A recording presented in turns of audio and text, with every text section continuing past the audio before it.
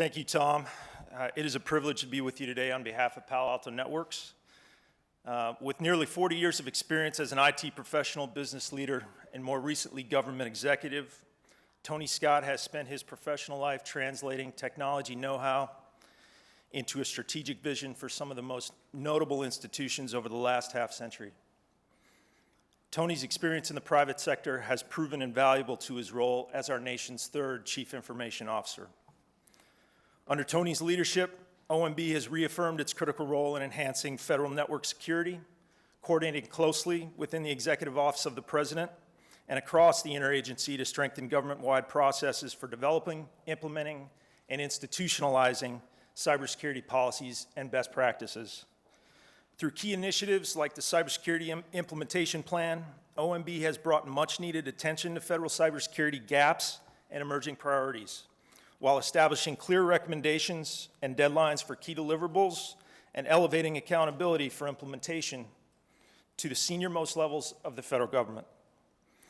Additionally, Tony has placed particular emphasis on workforce development. Through the Cybersecurity National Action Plan, he recognizes an acute need to recruit, train, and retain individuals with the skill sets needed to address an increasingly diverse and complex cyber threat landscape.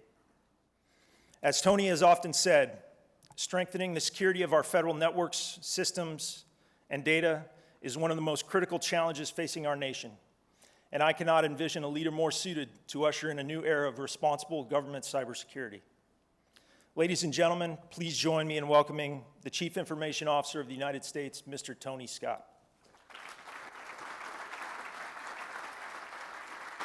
Thank you. Well, good morning. I'm going to wander back and forth a little bit. It helps me talk, and I can look at you eyeball to eyeball versus staring in the lights. It's really good to be here. Thanks, everyone, for all your help, particularly the sponsor companies that have been here, the people who work on our federal systems. I think we've made really good progress in the last year or two. But what I want to talk about this morning is the path forward, because there's a ton of work left to do, obviously, and sometimes it's not always obvious what the next set of things need to be that we should be working on. So I wanted to outline a couple of thoughts this morning for how I see a viable path forward. And I want to talk about three paradigms that I think have to change for us to dramatically improve cybersecurity. And I'm speaking mostly about the federal government, but I think some of these obviously apply across the board. And these three paradigms are, in my mind, in their existing form, fundamental blocking points for the kind of progress that I think we have to make. Now, the first one is technical. If you think about the basic architecture of how we build systems and how we've built them for the last 35 or 40 years, we're using better forms of the same kinds of components and putting them together in largely the same ways as we did 25, 30, 40 years ago. You have a processor, microprocessor of some kind. You have memory, you have storage, you have networking, you have software, you have an operating system. And there have been advances in each of those components over the years, but the way we put them together and the basic architecture of them is something that's now, well, half my age at least. And all of these things were designed at a time when we didn't face the kinds of challenges that we have today. And so I think it's a legitimate question for us to ask, is that architecture still one that's viable? It's certainly been a great boon to everything that we do. It's gotten cheaper and cheaper and cheaper. It's provided more and more and more horsepower. It's provided tons of benefits over the last several decades. But there's something in the inherent design that I think is missing, which is security by design, security built in the pieces so that when you put them together, you end up with something that's inherently designed for the world that we live in now. And by and large, what we do today is put those things together and then surround them with security software and monitoring and other tools to try to protect this assemblage of stuff that we've put together. That's the basic sort of model for what we do today. And it's kind of airbagging and bubble wrapping an architecture that's now pretty old. Most of the components aren't self-aware, aren't able to communicate to the other components, their health, their status, their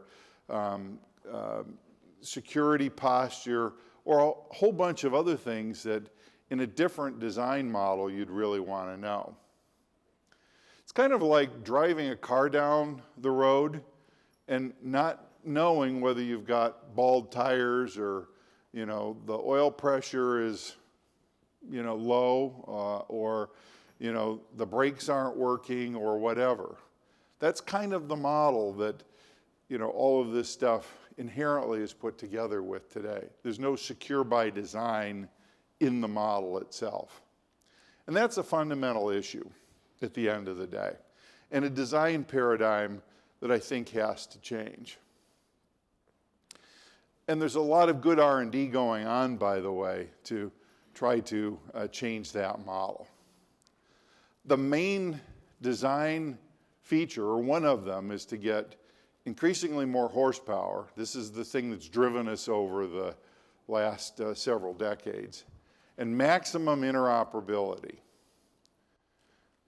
And so what we get is components that are easily plugged in together. You can put anybody's disk drive with anybody's compute platform. You can attach almost any form of storage. Because of really well-defined and well-implemented standards, everything works together really well in most cases. When I first started my career, there were all kinds of incompatibilities. And the only way to determine whether something was going to work was to do exhaustive testing. We don't do that anymore. Interoperability is a given.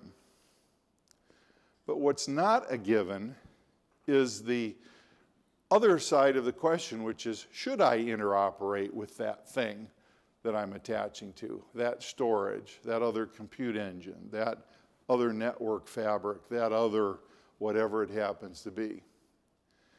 And that design paradigm is something that ultimately has to change. So that's number one. That's the technical one. There's, in the federal government, an organizational one. And you see this in many other parts of the world as well, in private companies and so on. And that's the organizational paradigm that says, we're going to set up our systems, we're going to organize how we do work in IT based on the company's org chart.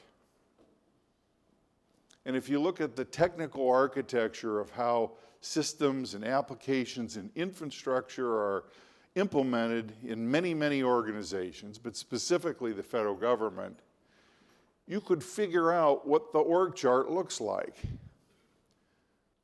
from that technical diagram. In our case, it's every federal government, every subcomponent of every major agency designs and implements its own thing. Now, we're starting to change that with programs like Einstein and CDM and so on, where there's some common capability across the federal government. But by and large, 95% of what we do exactly mirrors the org chart of the federal government of the US. And in a digital world, that just doesn't make sense anymore. We're expecting, the Marine Mammal Commission to do the same kind of job as the DoD does for protecting its systems and its networks. That's an example from my friend Michael Daniels, by the way. But it just doesn't make sense anymore. And that's a paradigm that has to change. We have to move to a world, I think, where there's a lot more shared, scalable, well done, well architected, and well implemented platforms for cybersecurity. And I think we have to question, at the end of the day, what the mission of IT in an agency should be. And I'd submit that, by and large, what it should be focused on is the very specific and more narrow set of things that are core to its mission, and not on doing the, bricks and mortar of, basic networking, basic desktop support, and so on. And I'm not arguing that there should be one for the whole federal government, but there doesn't need to be the thousands that there are today. It's not only inefficient, but it just doesn't work that well. And it creates way too many challenges in terms of implementation. So that's the second paradigm. The third paradigm that has to change is the way we fund IT in the federal government. Today, there's about 7,000 or so programs on the civilian side of the federal government that get funding from Congress in one form or another to do the work that they do. And built into every one of those is a little allocation for IT. And usually it's just enough to keep that set of systems and capabilities and infrastructure in that agency on life support. Here's a couple of breadcrumbs, keep feeding the existing sort of capability. But it's rarely enough to upgrade or replace and modernize what's there. And when you have that kind of world, you're giving yourself a life sentence to live in yesterday's world, to live in times past, to live in times of old information system economics. And in a world where about every 5 years or so you can get double for what you can get about double for every dollar you spend. If you've missed 4 or 5 of these 5-year upgrade cycles, you're spending 5 to 6 times or 10 times more to keep old stuff going than you would if you could upgrade or modernize. So there's not even a good economic argument to do this. Those that think they're saving money by not upgrading are deluding themselves. But that's the paradigm that we've been living under. And so we have to change that. Now, the good news is we've been working with, in a bipartisan way with our Congress people, and there's been 2 bills introduced this year, the IT modernization effort and the Move It bill. Those are going to come together and provide some mechanisms to begin to break that paradigm. And the basic idea that we're trying to foster and support is get us on a continuous upgrade, continuous improvement sort of model. Put the funding in place so that IT can keep pace with modern times and not continue to live in this static world of the past. And make no mistake about it, there was a tremendous investment in IT many decades ago in the federal government. And it kept going on for a while. But a lot of that, flattened out or dropped off in the last couple of years. And just to give you some sense of how acute the problem is, I went and talked to a couple of our key suppliers who provide storage, compute, and network capability for the federal government. And I asked them to tell me what's going end of life in the next 3 years. And the way they measured it is they looked at what the federal government is paying maintenance on right now that in the next 3 years would go end of life, meaning there's no longer patches for it, spare parts, or the ability of the company to support those platforms. This doesn't include software. This is just hardware. And in the next 3 years, we're going to have about $7.5 billion of IT stuff in the federal government go end of life. That doesn't count the stuff that's already end of life, which I think is more than double that number. And it doesn't include software, which is probably a doubling again. So there's a tremendous corpus of stuff out there that's end of life, hard to support, hard to secure, and we need to change the funding model to allow that to be, swept up, spring cleaning, get it out of here, upgrade, modernize. And what we don't want to do is just do a lift and shift and replace it with just a more modern version of the same stuff. What we want to do is make sure that what we're replacing that with is modern architecture, cloud-based, more secure by design, and frankly, more capability. And so these two bills coming together aim to support a funding mechanism across the federal government that more ably allows that to happen. So I think these are three important paradigms that we've lived under for a long time, but really need to change. All of this has an important impact on cybersecurity, because the amount of money we spend on protecting old stuff, I think, could be better spent in a more efficient and, frankly, a more effective way with more modern, scalable architecture. So that's my pitch. Wherever you are in the ecosystem, whatever part or role you play in supporting our federal government, whether you work for a supplier or you work in the federal government or you're a consultant, I'd welcome your thoughts on this, because I think this is one of the most important issues facing our country today. As our federal government digitizes, we need new modern capabilities on new modern platforms that are more secure and more capable and more efficient. And I think we could take either a lot of cost out. We spend a little over $80 billion a year on IT right now that we know of and can count. We could either be getting a lot more for that $80 billion, or we could be saving a lot of money. And both of those, I think, are important goals. So let me just stop there, and I'll take any questions or observations or comments you might have. We have microphones here and there, I think, and maybe even a roving one as well. And anybody that would like to ask a question or make a comment, I'd be happy to. Thank you. Questions can be asked, again, in note cards in the middle of the table if you wish to remain anonymous, or by microphone. We do have 2 standing mics here if you'd like to ask questions. Thank you for your great opening remarks, Tony. Oh, Hello. Your voices, but you can't always tell where they're coming from. How are you, sir? Hi. Thank you very much for everything you're doing for all of us. Appreciate it.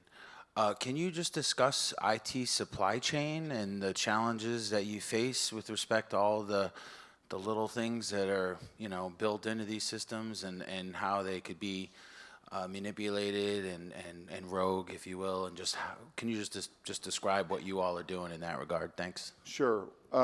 So this is more and more and more something that's on everybody's mind, is the supply chain risk. And it's not just hardware, it's software, it's how things are put together, it's the whole ecosystem and life cycle. When you think about how we've traditionally done IT, and you think about the business processes that we've used to put it in, and you look at it carefully from a cybersecurity perspective, you see all kinds of opportunities that if you were a, let's say, meaningful actor, you could figure out a way to insert yourself. So I think there's been a lot of focus, and appropriately so, on sort of hardware supply chain. But frankly, I'm just as concerned about software, and I'm just as concerned about the processes that we use to put it together. and I think we need to work across all of those fronts.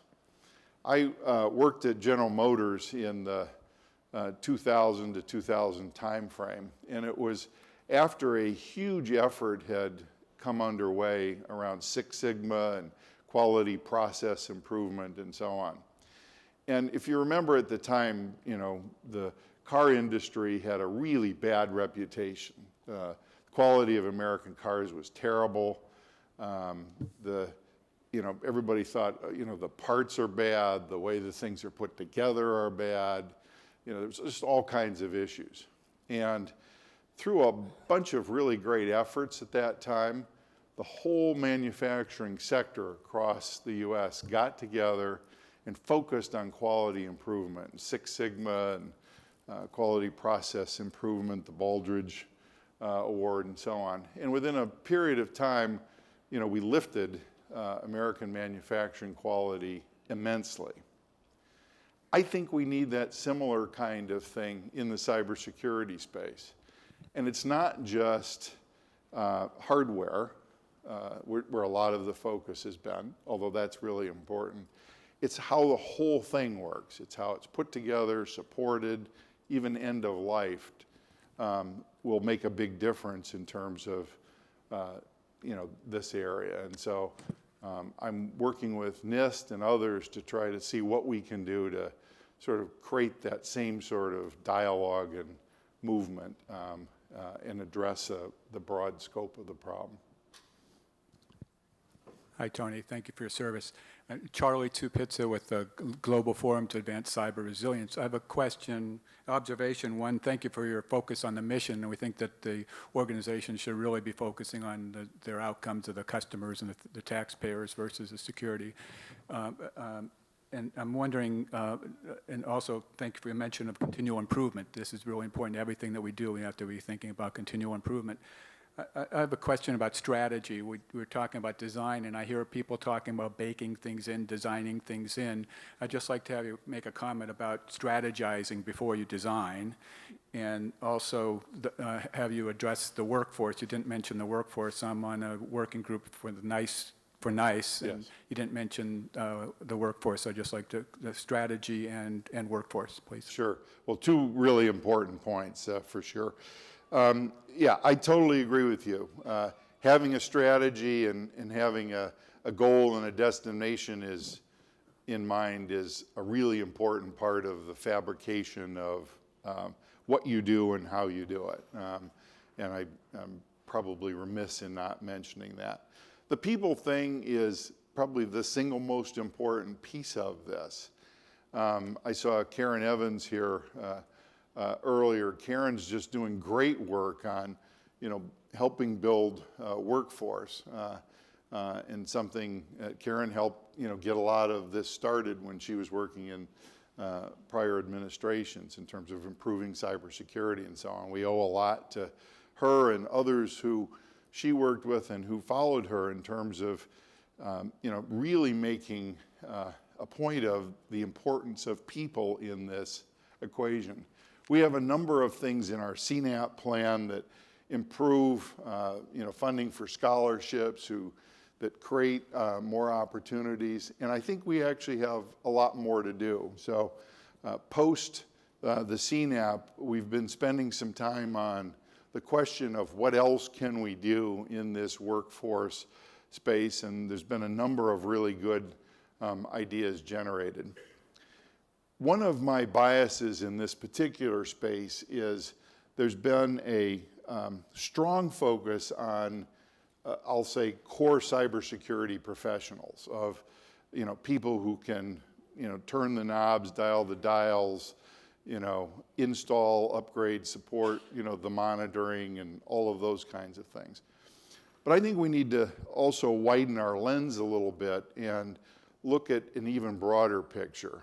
And it starts with, just end user awareness, which is a people issue, and goes all the way to other things like, having people who are, say, economic specialists who understand cybersecurity, or, human behaviors who understand cybersecurity, or people who understand marketing and really understand cybersecurity, or people who are familiar with other cultures and other ways of living in other parts of the world and who understand cybersecurity, and people who know things about organizational change management and understand cybersecurity.